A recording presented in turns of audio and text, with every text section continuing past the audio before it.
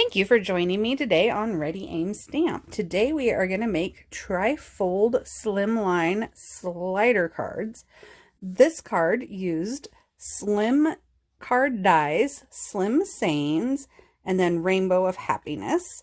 And the closure just slides off. And then it has this little X that kind of catches. And then you can open it up and put whatever you want inside. Oh yeah, and I used catching butterflies or something like that. So there's that one. And then you can see it. You just kind of get those sandwiched in there. It's harder to do when you're trying to catch it on film. My head likes to be where I can see things really well. And then I get in the way.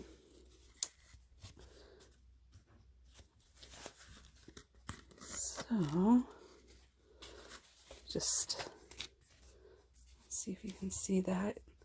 Slide it on down, and then you can position it wherever you want.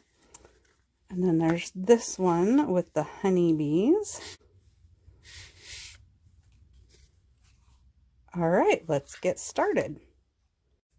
All right, so for this Slimline Tri Fold card, you want a piece of cardstock. This one is crumb cake, and it is cut at 7.5 by 8.5. And then it is scored on each side at, I gotta look at my little cheat sheet, 1 7/8 inch.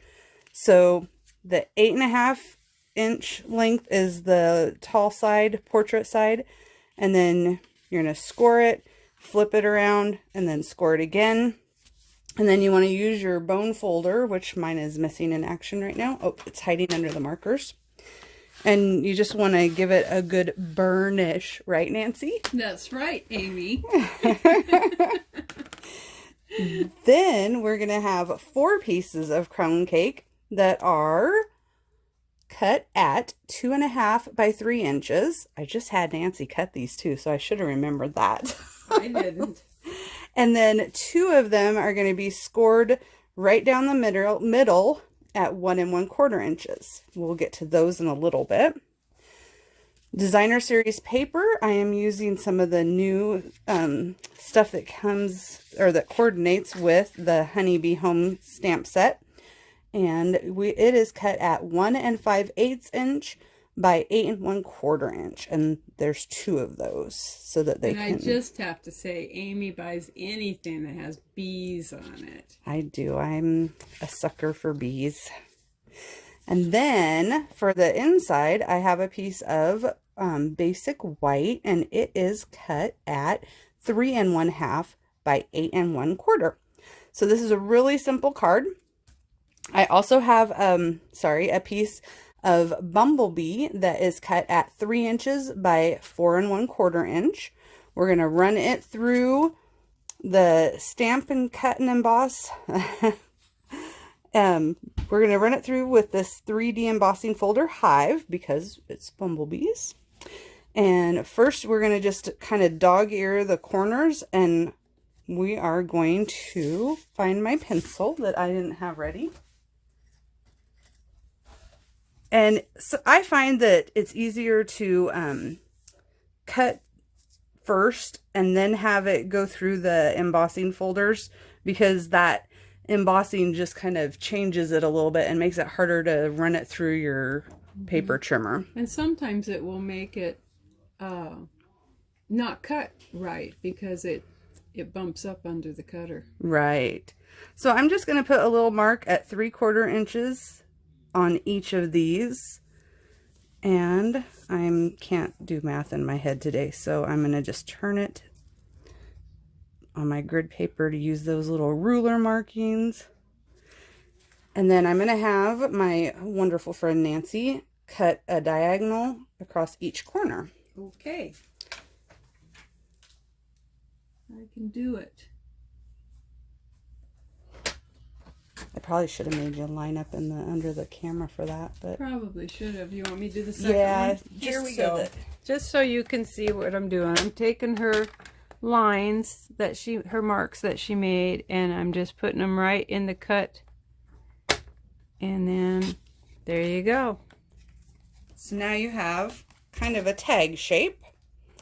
And I have one that I already ran through because, you know, the beauty of video.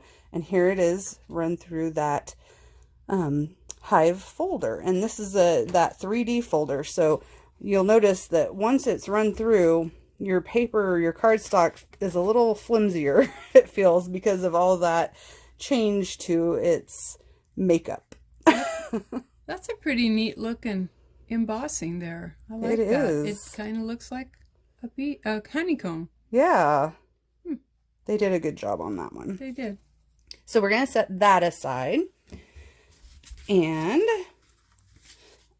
let's set that aside too. So for our honeybees, I'm going to be stamping with the Memento Black.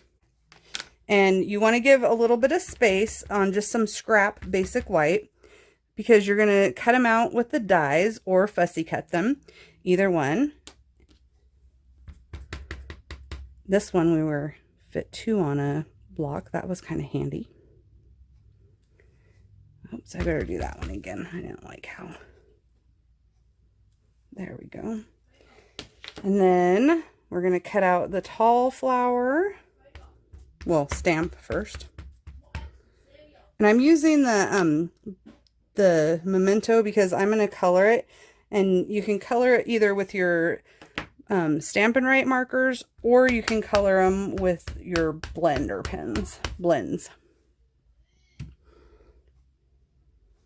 All right, there's that. And while I'm stamping, I'm going to have Nancy clean off those real quick. Would you, the bees? Just the bees. I can do it. Because I am going to put some bees on my inside, because you can never have, well, you could have too many bees, but I want a few more bees flying around. Not in Amy's world. So I am going to take Early Espresso, and I'm going to just kind of wipe that off on the edges, because otherwise I'll end up with extra. And I think I want, yeah, near the top, some little bees. And then I'm going to add the third. I think I read somewhere in decorating that there's like a law of odd numbers or something, where you don't want to have even numbers. It looks better aesthetically, more aesthetically pleasing if you have odd numbers. That's true.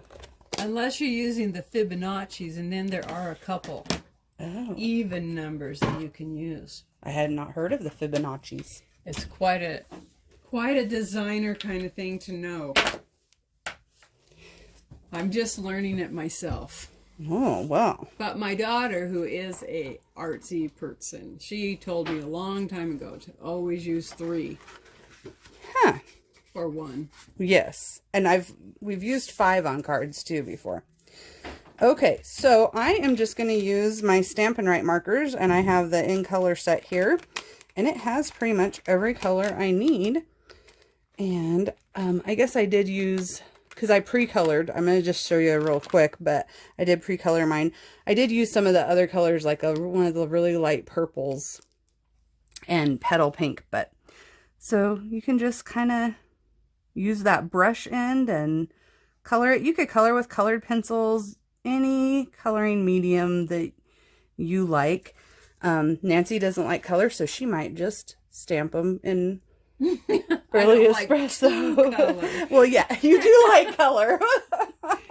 Color is not my favorite thing, but yes, I like colored pencils best personally. But you know, everybody has their own thing that they like. So. This is true. So after coloring them, I just lined up my dies around them, and I'll get those out and show you real quick, just in case you aren't familiar with using your dies. I think that's the one, yes. And then I use a little piece of either painter's tape or washi tape to hold that in place. My hair in the way. And then I take it to the die cut machine and cut it out. And because it is the magic of video and having things already done,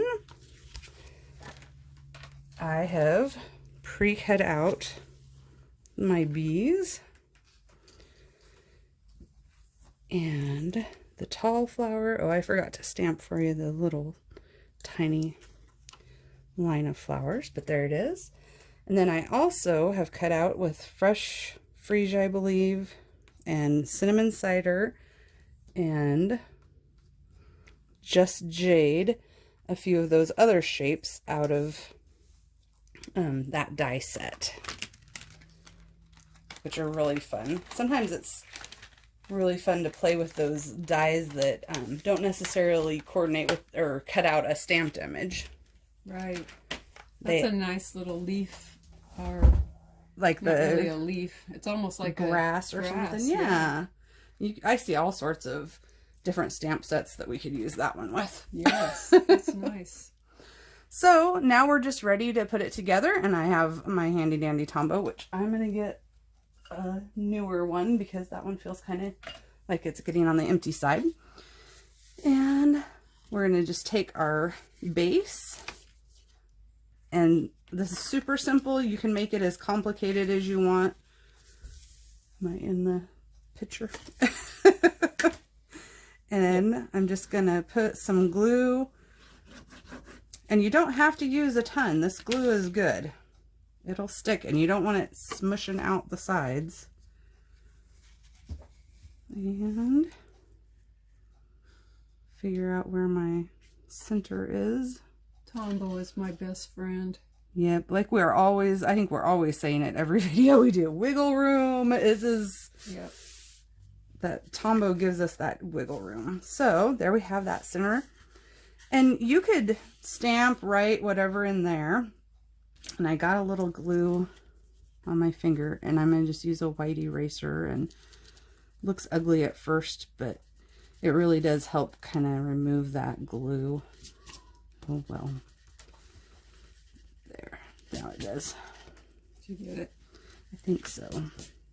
Yeah. That one wasn't a very clean. Use a clean white eraser, not one that's already been, that your kids haven't used. All right, so now I'm going to put my panels, and this is very fun double-sided paper, but that's the problem, is sometimes I don't know which side I want to use.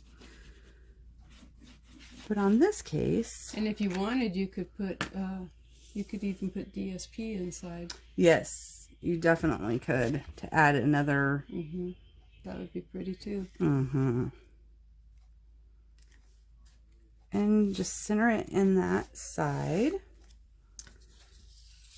I really like that. They did a good job on that paper right there. It's very appealing to the eye. It is. And I'm not necessarily a bee person. She is only by default. That's right. She notices them because of me. That is correct. All right. So there is the main portion of our card ready and done. And you could stamp on the outside if you don't have designer series paper, or you have a design in your head. There's so many options. That's what we love about stamping. So I'm going to set this aside for a minute, and I'm going to bring in those little 4 pieces. And this one I already prepared. So I burnished the fold, and then I put some tear and tape, and I did 2 pieces on each edge. And I'm going to show you how I did that with this one, because 2 of them are going to be pretty much identical. So burnish it and tear and tape, just like it says. You just get your piece how long you want it, and you just tear it. And it's really nice to use, I think. The thing with tear and tape, why Nancy and I don't use it as much on other parts of the card, is there isn't really a lot of wiggle room. Once it's down, it's pretty set, which on this part, that's what you want. You don't want it to, you want it to set up and be stuck together quickly. That is one of the negatives of Tombow, because if you do put it down and then, you know, I've found that I've messed it up on occasion, not often, but it will move for a little bit, where this is not going to move. All right, so then we're going to make a little sandwich, and I'm going to use my Take a Pick tool because my fingernails are not nice fingernails.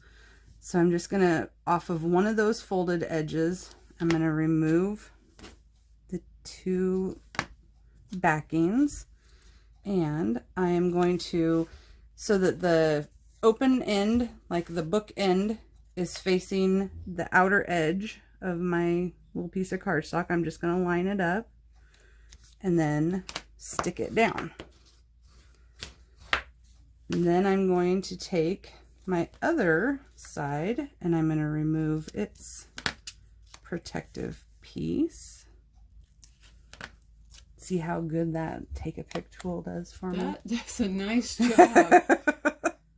I just have to remember to use it and have it handy. And I'm always using my fingernails and it takes forever. My fingernails are not very good fingernails. Well, mine aren't either, so I need to quit using them and use a pick tool. So, and I just snugged that up as close in here as I could because it's going to create a little bit of space and it'll make a little bit of a gap when it's on here. This is our slider. It's going to make a little bit of a gap while it holds that paper together because it adds bulk and space in between, but not a bunch.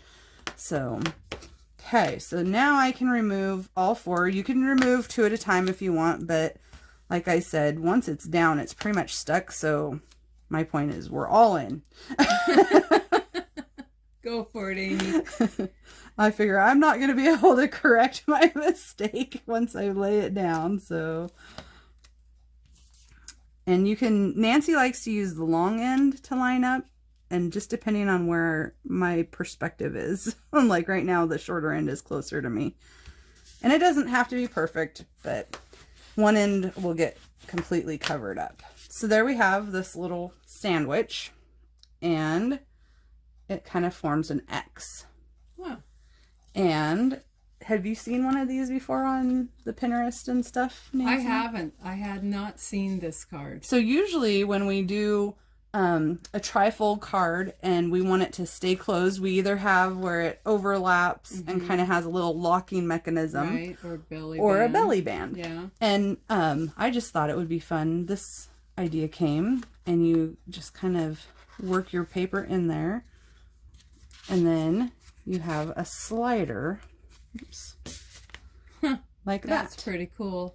So I am going to take it off to finish getting this decorated because I'm not going to leave it like this. And once again, you could put a little message or something on the part that's going to face the inside. You could decorate it up. You could use designer series paper. Lots of options. So, and it doesn't really matter which side is you're facing out. If you had one where it wasn't lined up as good, maybe you would want to choose that to be the one facing out. Yeah. And I am going to, since this piece of cardstock is smaller than my top layer, I'm just going to put my glue on my slider mechanism.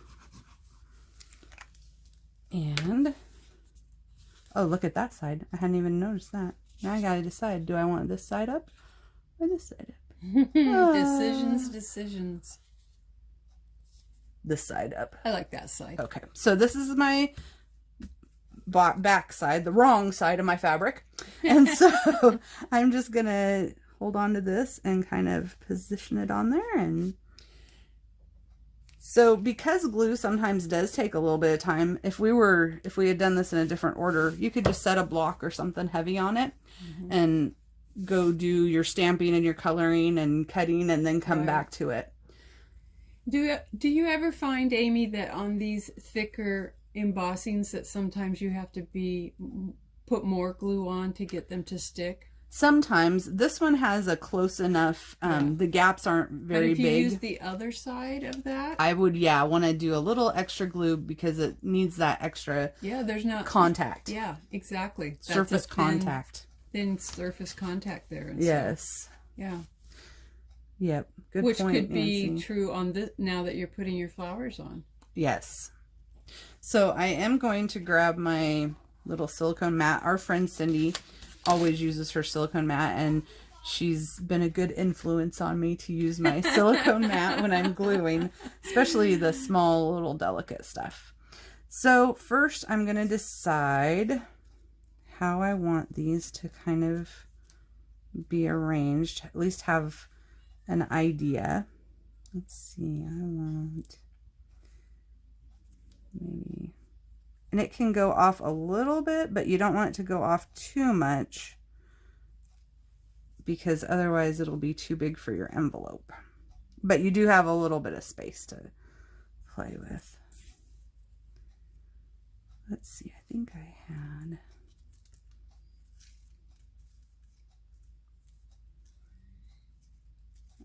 have screaming kids in the background that hopefully you don't pick up on the they probably do pick up, but all right. So, and I used fresh freesia as one of the colors I used because I thought it was pretty on those little purple flowers.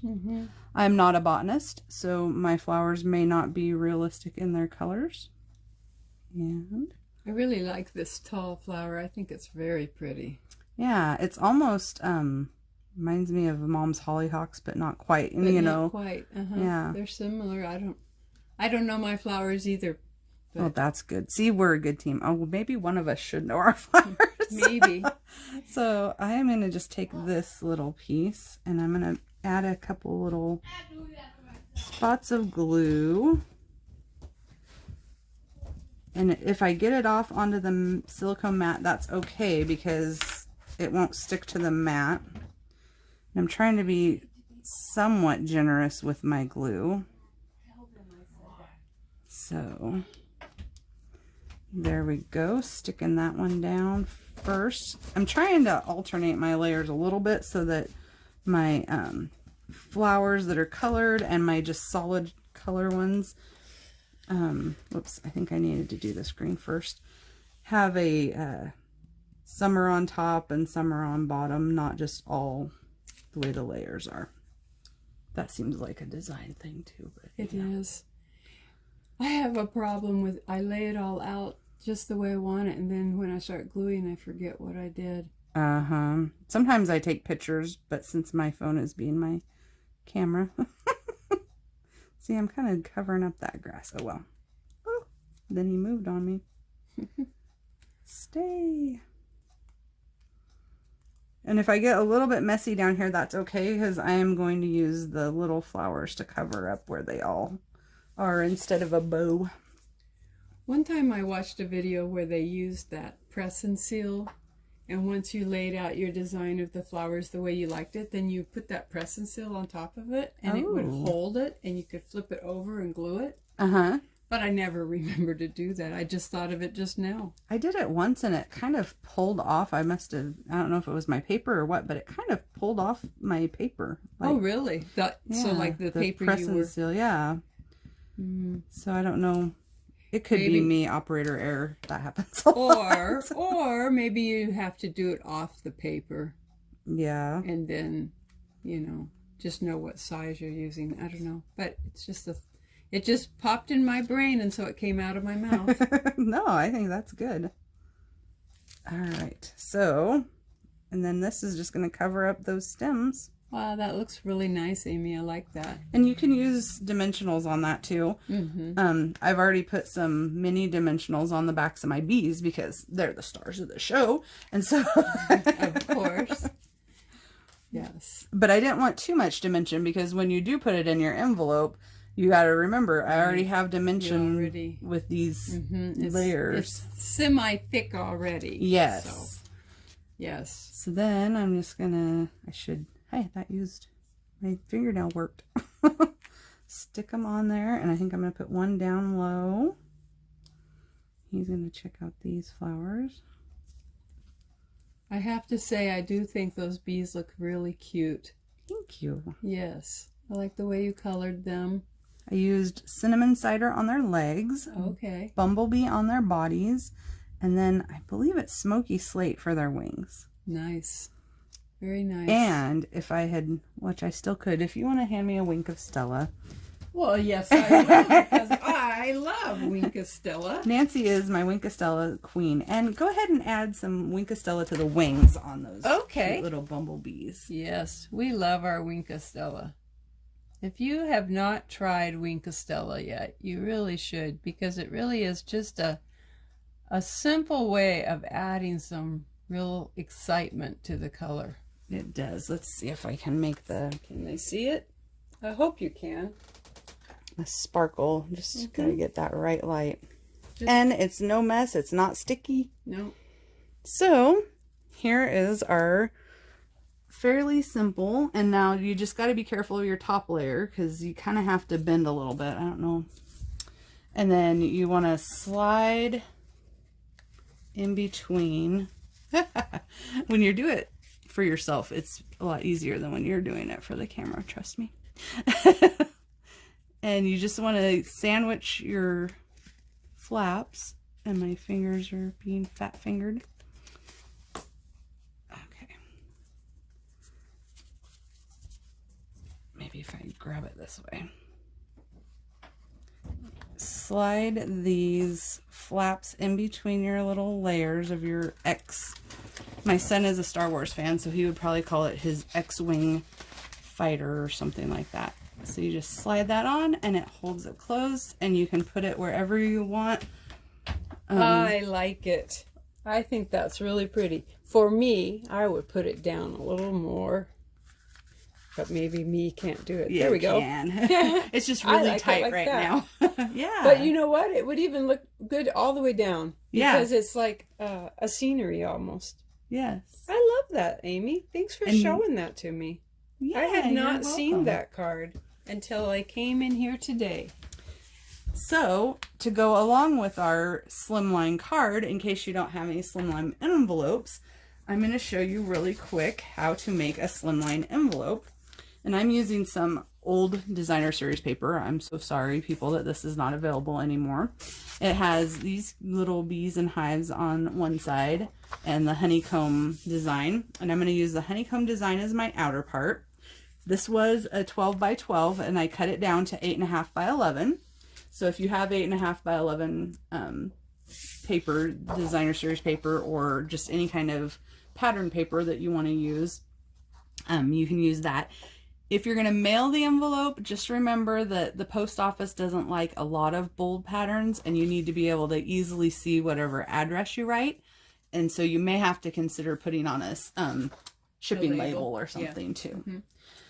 So I am just going to take this 8.5 by 11, and I am going to score it at, and I'm going to have to open up my long arm, which is nice to have. I am going to score, throw my block around, at 2.5, and this is with the 8.5 portrait way. Keep that cutter blade out of my way. And at 6.5, which is just at the front part of that arm. Then I'm going to turn it, and I am going to cut it at 1 1/2 and 10.5. So I'm going to start at 10.5 because that's where I'm at. And then 1.5.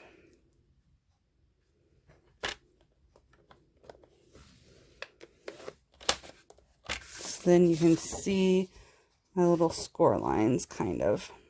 Yep, I can see them. So now you can either use your scissors, and we're going to actually remove each of the corners. Okay. So you can either use your scissors, or you can use your paper trimmer if you feel confident in being able to read your sides. So you're just cutting on that score line. Yeah, I'm just corner off. Cutting that little tiny bit off. So that's how I would do it with that. Mm-hmm. And like I said, you can just follow that line that you made with your paper snips if you feel, you know, you just want kind of a straight line because it'll look better when you have to fold it up into an envelope. Okay. So I kind of, because I'm not very confident in my straight line cutting, I usually will line it up with my paper trimmer and I tend to start, you know, sometimes I can't say I always start at the middle part, but if I know where my lines should be, I'll start where I should end, and then go up towards the edge of the paper. Right. So the edge of your paper trimmer has this little slot that kind of shows you where your blade is going to be. So I find that quite helpful. Yes, and I mean you do have the ruler to help you too. Yes, so you can say, oh, let's see, that was at 1.5, and line it up at 1.5 to go down. But the more often you do it this way, the more confident you'll come. Exactly. All right, so there's those little funny pieces. And the paper trimmer can go out of the way. So here's the basis of our envelope. And then you can basically kind of pretty it up as much as you want. You can just use your scissors, and you probably should do this no matter what. Just give a little notch. You can also use a corner rounder. And I don't have the corner rounder punch. So I found my envelope board punch, and it has this part that is kind of a corner rounder, and I'm just going to take my corners and give it that little bit of a finished, not so sharp edged look. And I'm doing it even on the little top flap of my envelope. That looks funny. There. So, I have all the little nibs. Okay. So then I want that to be my inside. I'm going to burnish my folds. I think if a person got a card in an envelope like this, they would think they were pretty darn special. Well, and this two-sided paper is extra fun because then they open it up. All right, so there's that. And then again, I'm going to use the tear and tape. And let's see, I'm going to go along the edge. And you can have whichever side closed that you want. If you want it to, doesn't make a difference. One is a little bit shorter than the other, or narrower.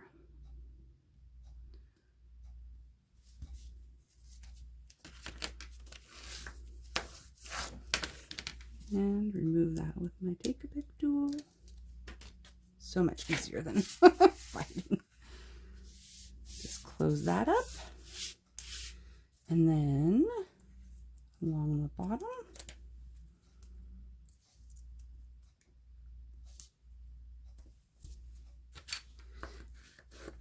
And I'm going to use my Take-A-Pick tool and pull that up. Now, you can always glue your top flap once your card is in. You can use the tear and tape, which I probably will because I'm not ready, and then I still have that protective edge covering it. Or you could use a sticker, or make your own sticker with your stamps and close it that way. It all depends on whether you're going to mail it and how secure it needs to be. Right. So that I'm just going to take that piece of tear and tape while I'm thinking of it. Just make it be like the gummed envelope. That way it's ready to go. That's right. The lick-free kind. Yay! I'll keep my saliva to myself. So here we go. We can just stick our card in there. And of course, because it's thicker, you have to just help it through a little bit and don't catch on bees that puff up. All the little jagged edges. There you go. Wow, that's really nice. I think anybody would really appreciate getting that card and envelope. Thank you. Thank you, Nancy, and thank you, friends, for joining us on Ready, Aim, Stamp. You didn't turn it